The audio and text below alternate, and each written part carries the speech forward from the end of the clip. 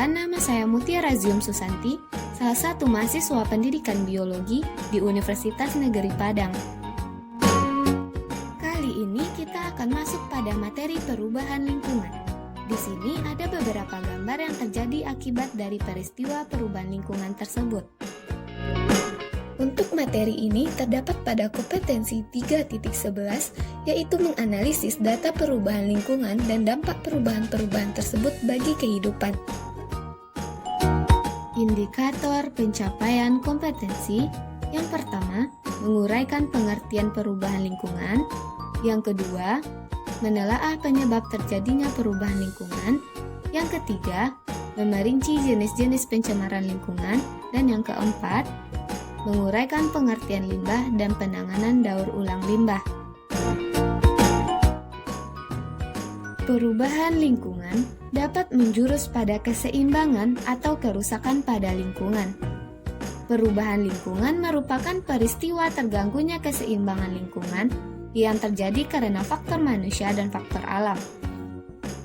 Untuk faktor manusia yang menyebabkan kerusakan lingkungan adalah pembangunan perumahan, pembangunan jalan, pembangunan gedung perkantoran, pembangunan industri, meningkatnya alat transportasi baik darat, laut maupun udara, penebangan hutan, dan pencemaran baik darat, laut maupun udara. Kemudian untuk faktor alam yang menyebabkan kerusakan lingkungan adalah letusan gunung berapi, gempa bumi, banjir, kekeringan, angin topan, kebakaran hutan, dan perubahan iklim. Pencemaran lingkungan yaitu masuknya atau dimasukkannya makhluk hidup, zat, energi, dan komponen lain ke dalam lingkungan hidup oleh manusia, sehingga kualitasnya turun sampai ke tingkat tertentu yang menyebabkan lingkungan hidup tidak dapat berfungsi sesuai dengan pembentukannya. Bahan-bahan penyebab pencemaran lingkungan disebut dengan polutan. Suatu lingkungan dikatakan tercemar bila jumlah atau kadar polutan melebihi ambang batas, sehingga menyebabkan menurunnya kualitas dan daya dukung serta terganggunya kehidupan makhluk hidup.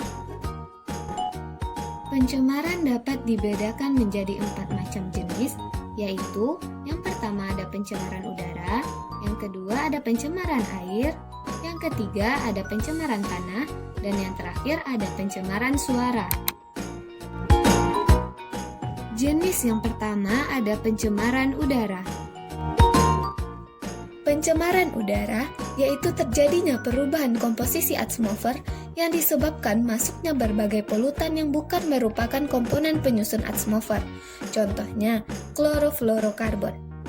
Meningkatnya kegiatan industri atau penggunaan bahan bakar fosil untuk kendaraan bermotor menyebabkan semakin banyaknya polutan yang terbuang ke udara. Berikut ini beberapa zat yang dapat menyebabkan pencemaran udara yaitu: pertama, ada karbon monoksida atau CO. Karbon monoksida memiliki sifat yang tidak berwarna, tidak berbau, dan tidak berasa. Sebagian besar gas CO berasal dari gas buangan dari pembakaran tidak sempurna, bahan yang mengandung karbon, atau bahan bakar fosil seperti minyak. Gas CO terkadang dapat muncul dari dalam tanah melalui kawah gunung dan sumur. Pada konsentrasi tinggi, gas CO ini sangat mematikan. Kedua, ada klorofluorokarbon dan halon. Gas CFC bersifat tidak berbau, tidak mudah terbakar, dan tidak mudah bereaksi. Gas CFC yang naik ke atmosfer dapat merusak lapisan ozon. Menipisnya lapisan ozon akan menyebabkan semakin tingginya intensitas paparan sinar ultraviolet ke bumi, sehingga nanti memicu terjadinya kanker kulit, kerusakan mata pada manusia, serta mematikan spesies tumbuhan tertentu. Ketiga, ada nitrogen oksida atau NO. Sumber pencemaran NO berasal dari alat transportasi kendaraan bermotor, generator pembangkit listrik, pembuangan sampah, dan lain-lain. Gas NO bersifat tidak berwarna, tidak berbau, dan dapat teroksidasi oleh oksigen menjadi NO2 yang bersifat toksik. Gas NO2 merupakan penyebab terjadinya hujan asam yang membahayakan kehidupan tumbuhan dan hewan, menyebabkan korosi logam, serta merapuhkan struktur candi dan bangunan. Keempat, ada gas rumah kaca. Pada efek rumah kaca, sinar matahari yang menembus lapisan gas rumah kaca akan dipantulkan kembali ke bumi, sehingga menimbulkan panas yang terperangkap seperti rumah kaca. Tanpa efek rumah kaca, suhu bumi akan sangat dingin. Namun, semakin meningkatnya kadar gas rumah kaca seperti CO2 di udara akibat pembakaran hutan dan penggunaan bahan bakar fosil yang berlebihan, meningkatkan efek rumah kaca dan menyebabkan pemanasan global atau global warming. Kelima, ada belerang oksida atau SO. Belerang oksida berasal dari pembakaran bahan bakar fosil terutama batu bara. SO3 bersifat reaktif, di udara mudah bereaksi dengan uap air membentuk asam sulfat yang menyebabkan hujan asam dan korosi logam. Pencemaran SO2 di udara berasal dari asap pabrik dan kendaraan bermotor. SO2 membahayakan bagi penderita penyakit pernafasan kronis dan dapat menyebabkan kejang saluran pernafasan.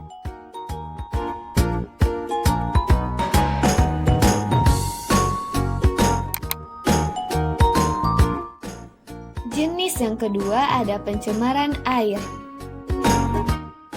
Pencemaran air adalah masuknya makhluk hidup atau zat lain ke dalam air yang menyebabkan kualitas air menurun ke tingkat tertentu sehingga tidak dapat berfungsi sesuai dengan peruntukannya.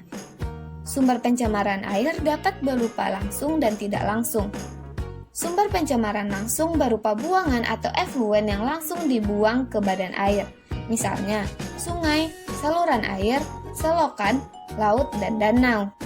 Untuk sumber pencemaran tidak langsung, merupakan kontaminan yang masuk melalui air tanah akibat pencemaran air permukaan oleh limbah industri maupun limbah domestik.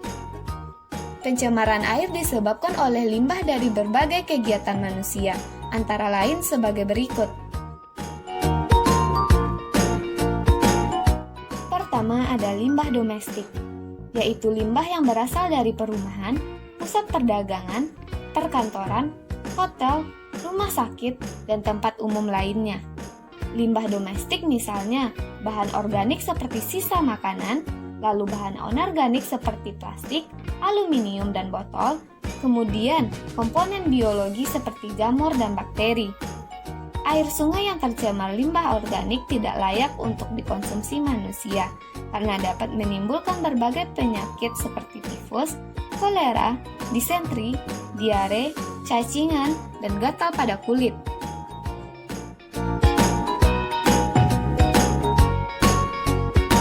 Kedua, ada limbah industri, yaitu limbah yang berasal dari industri atau yang kita kenal dengan pabrik. Limbah industri berupa bahan-bahan sisa yang mengandung logam berat berbahaya dan beracun, seperti bahan kimia, misalnya pewarna tekstil, lalu ada bahan anorganik contohnya merkuri, timbal, tembaga, krom, seng, nikel, dan ada cairan berminyak. Ketiga ada limbah pertanian, yaitu limbah dari kegiatan pertanian berupa pupuk kimia dan pestisida. Nah, contoh dari limbah pertanian ini berupa insektisida, herbisida, dan fungisida. Kelebihan pupuk di lahan pertanian akan tercuci oleh hujan dan masuk ke saluran irigasi, sungai, dan danau, sehingga menyebabkan terjadinya peningkatan unsur hara di badan perairan yang disebut dengan eutrofikasi. Peningkatan unsur hara menyebabkan terjadinya blooming, yaitu pertumbuhan ganggang atau eceng gondok secara cepat sehingga menutup permukaan air. Permukaan air yang tertutup ganggang atau eceng gondok akan menghambat masuknya cahaya matahari ke dalam perairan dan menurunkan oksigen terlarut di air. Akibatnya, banyak organisme air yang mati kekurangan oksigen. Keempat, ada limbah pertambangan, yaitu limbah yang berasal dari area pertambangan. Contohnya, tambang emas yang menggunakan merkuri dan tumpahan minyak dari pertambangan minyak lepas pantai dan kebocoran kapal tanker nantinya akan mematikan organisme di laut, misalnya ganggang, ikan, mamalia laut, dan burung pemakan ikan di laut.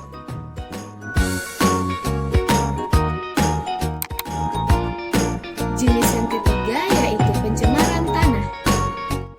Berikut ini beberapa contoh dari pencemaran tanah yaitu Untuk bahan organik, contohnya seperti pertama, sisa makanan rumah tangga, kedua, sisa deterjen dan sabun rumah tangga, ketiga, sisa makanan dari pasar, keempat, sisa pupuk organik pertanian, kelima, sisa bahan organik perindustrian, dan yang keenam, limbah kotoran hewan peternakan. Untuk bahan anorganik, contohnya seperti pertama, bahan radioaktif, kedua, bahan logam, ketiga, bahan pupuk anorganik, keempat, bahan anorganik rumah tangga seperti plastik, botol, kaca, dan karet. Pencemaran tanah memiliki dampak negatif antara lain mematikan organisme di dalam tanah dan mengganggu porositas dan kesuburan tanah.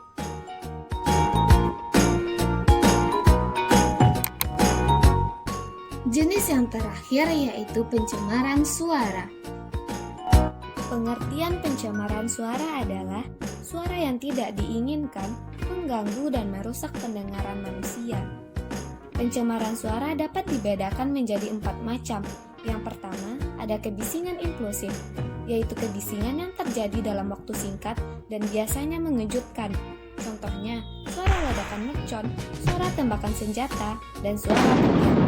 Kedua, ada kebisingan implosif kontinu, yaitu kebisingan implosif yang terjadi terus-menerus tetapi hanya sepotong-sepotong. Contohnya, suara palu yang dipukulkan terus-menerus. Ketiga, ada kebisingan semi-kontinu, yaitu kebisingan kontinu yang hanya sekejap, kemudian hilang dan muncul lagi. Contohnya, suara lalu lalang kendaraan bermotor di jalanan dan suara pesawat terbang yang sedang melintas. Keempat, ada kebisingan kontinu, yaitu kebisingan yang datang secara terus-menerus dalam waktu yang cukup lama. Contohnya, suara mesin pabrik. Kebisingan kontinu, terutama yang berintensitas tinggi, sering menyebabkan rusaknya pendengaran. Kebisingan dapat menyebabkan gangguan kesehatan. Tingkat gangguan tergantung pada tingkat kenyaringan suara atau tingkat kebisingan, dan lamanya telinga mendengar kebisingan.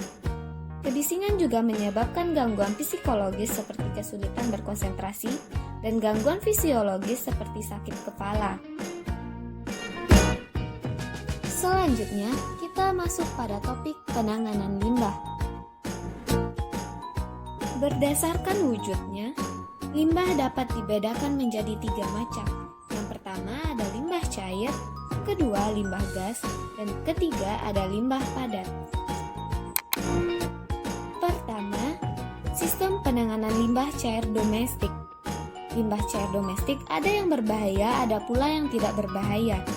Limbah cair yang tidak berbahaya misalnya air bekas cucian beras dan sayuran dapat dimanfaatkan kembali untuk menyirami tanaman. Pada bagian ini kita akan membahas lebih banyak tentang limbah cair berbahaya, yaitu tinja manusia. Penanganan limbah tinja manusia dapat dilakukan melalui metode berikut. Pertama, cubluk, berupa lubang yang diberi dinding tidak kedap air di bagian atasnya dan dilengkapi dengan tutup. Limbah dari jamban langsung dialirkan ke dalam cubluk. Kedua, tangki septik konvensional, berupa bak kedap air yang dilengkapi dengan pipa ventilasi dan lubang kontrol.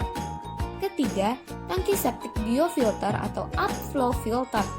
Tangki septik biofilter terdiri atas bak pengendap, ruangan yang berisi media filter seperti batu pecah, batu apung, ijuk, dan kerikil, dan ruang resapan berisi kerikil, pasir, dan ijuk.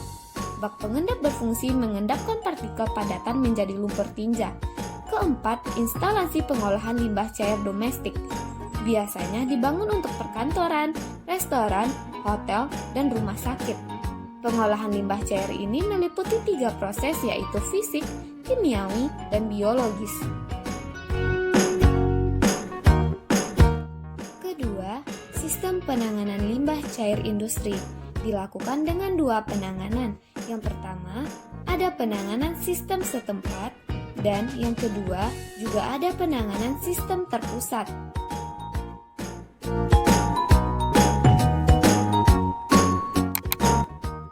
Limbah gas dapat berupa gas, embun, uap, kabut, awan, debu, hash atau partikel tersuspensi dalam tetesan air, dan asap.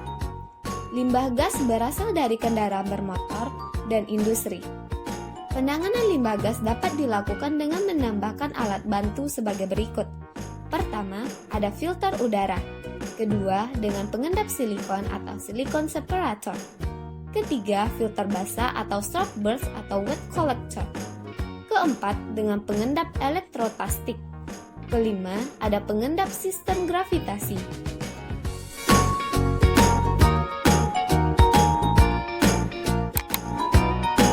Selanjutnya kita mempelajari penanganan limbah padat yang dapat dilakukan dengan meminimalkan limbah padat melalui cara berikut ini. Pertama ada reuse, yaitu memanfaatkan kembali barang bekas tanpa harus memprosesnya terlebih dahulu. Kedua, ada replacement, yaitu mengganti sesuatu dengan yang lebih hemat dan lebih aman. Ketiga, ada refusal, yaitu menolak bahan yang membahayakan keseimbangan lingkungan. Dan yang keempat, ada repair, yaitu memperbaiki yang kurang sesuai. Kelima, ada reconstruct, yaitu menyusun ulang struktur yang tidak sesuai. Keenam, ada redurability, memperpanjang umur suatu benda. Ketujuh, ada reduce, yaitu mengurangi limbah. Kedelapan, ada recycle, mendaur ulang limbah. Dan kesembilan, ada recovery, yaitu memperoleh kembali komponen yang bermanfaat. Untuk cara-cara penanganan limbah padat dapat diuraikan sebagai berikut. Yang pertama, ada dengan penimbunan tanah. Lalu yang kedua, penimbunan dengan tanah secara berlapis. Yang ketiga, dengan pembakaran. Lalu yang keempat, dengan penghancuran. Dan yang kelima, pengomposan dan sebagai makanan ternak.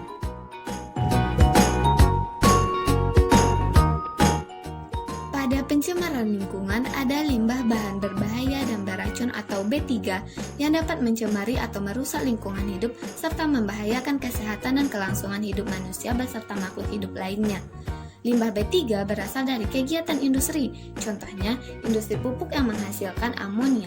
Kedua, yang berasal dari limbah dari kegiatan rumah sakit, contohnya limbah radioaktif, limbah patologis, limbah farmasi, benda-benda tajam yang terkontaminasi oleh kuman penyakit. Ketiga, ada limbah B3 dari kegiatan rumah tangga, contohnya sisa obat kadaluarsa, pemutih, deterjen, racun tikus, aerosol, dan lain sebagainya. Keempat, ada limbah B3 dari kegiatan pertanian, contohnya insektisida dan pupuk. Setiap orang yang melakukan kegiatan yang menghasilkan limbah B3 memiliki kewajiban mengelola limbah dengan cara pertama, melakukan reduksi, mengolah dan menimbun B3. Lalu yang kedua, diserahkan ke pihak pemanfaatan limbah B3. Ketiga, mengelola limbah B3 sesuai dengan teknologi yang ada. Keempat, menyimpan limbah B3 paling lama 90 hari. Kelima, memiliki izin pengelolaan limbah B3 sesuai dengan jenis pengelolaannya.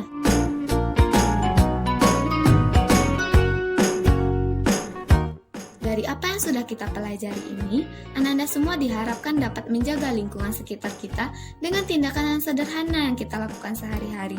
Misalnya, tidak membuang sampah sembarangan, menghemat energi, menggunakan listrik seperlunya, dan lain sebagainya.